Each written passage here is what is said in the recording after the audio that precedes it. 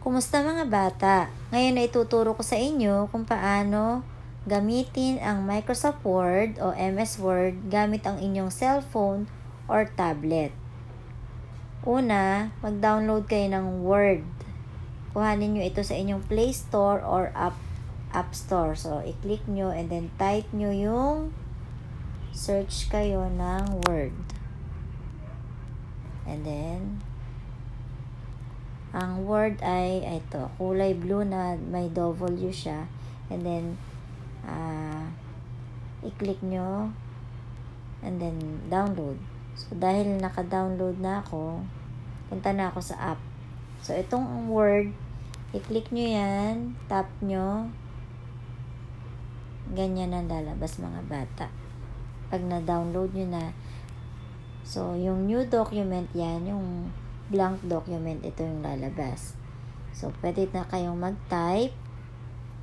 Kapag lumabas yung parang keyboard, pwede na kayong mag-type.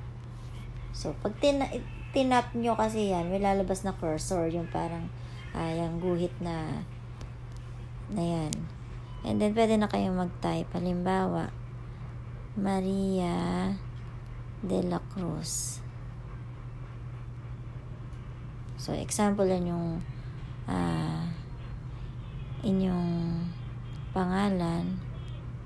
So, sunflower.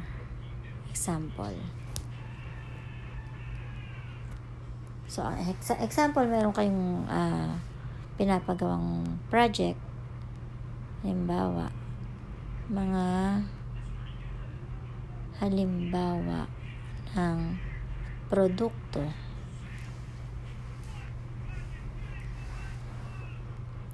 Mga gulay. Gusto nyo maglagay kayo ng larawan. So, mga bata, kung gusto nyo ito ay naka-center, click nyo lang yan.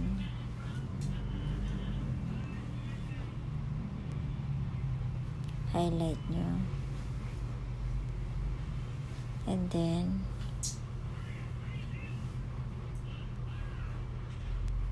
sa baba, ito. Click nyo tong center.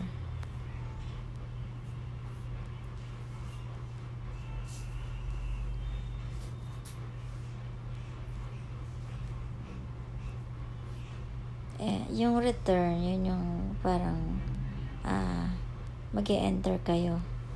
So, kapag naman yung backspace, itong X. Okay, so pwede na kayong mag-insert ng mga photos galing sa inyong gallery.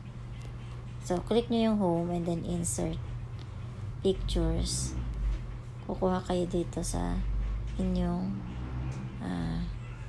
gallery. So, ito. Idadrag nyo lang siyang ganyan.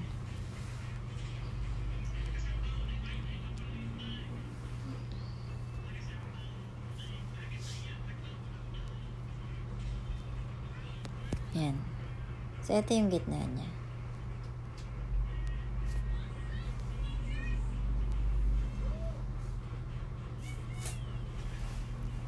Pwede nyo siyang lakihan din. Ganyan nyo siya. Dadrag nyo lang. So, ito. Pwede nyo siyang palitan ng color. Halimbawa, red. Ganyan. And then, pwede nyo siyang kapalan. I-click nyo yung B. Bold.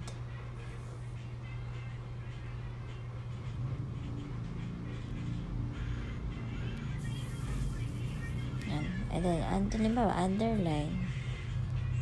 O, lagyan nyo ng highlight nyo color. Ganun lang.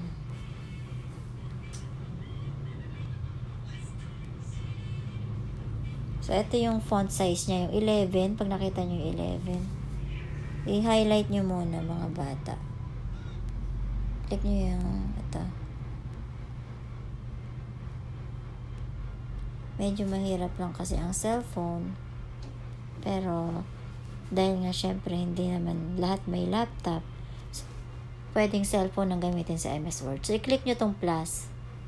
Magiging mas malaki na siya. And then, pwede kayong pumili ng font. Ayan.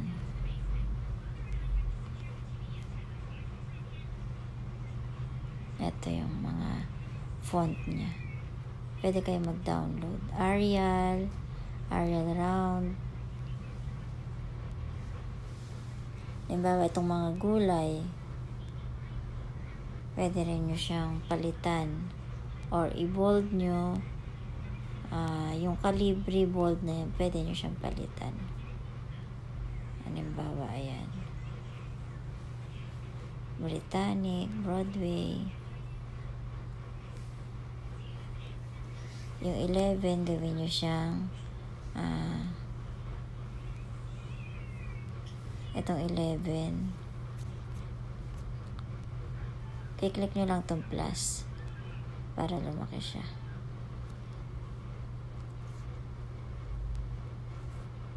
Okay, so ganun lang mga bata. Then click nyo, ayan.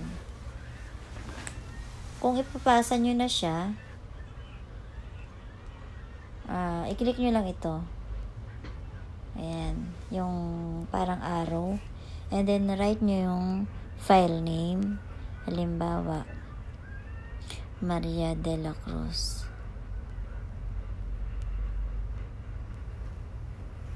Assignment. And then, send a copy. Send with another app. And then, sa messenger ni teacher, ganon, pwede rin sa Google Classroom. Halimbawa sa messenger, pinapasend niya, and then isend nyo na kung sino yung teacher nyo. Okay, so ganon lang mga bata. Sana po ay nakatulong. Maraming salamat.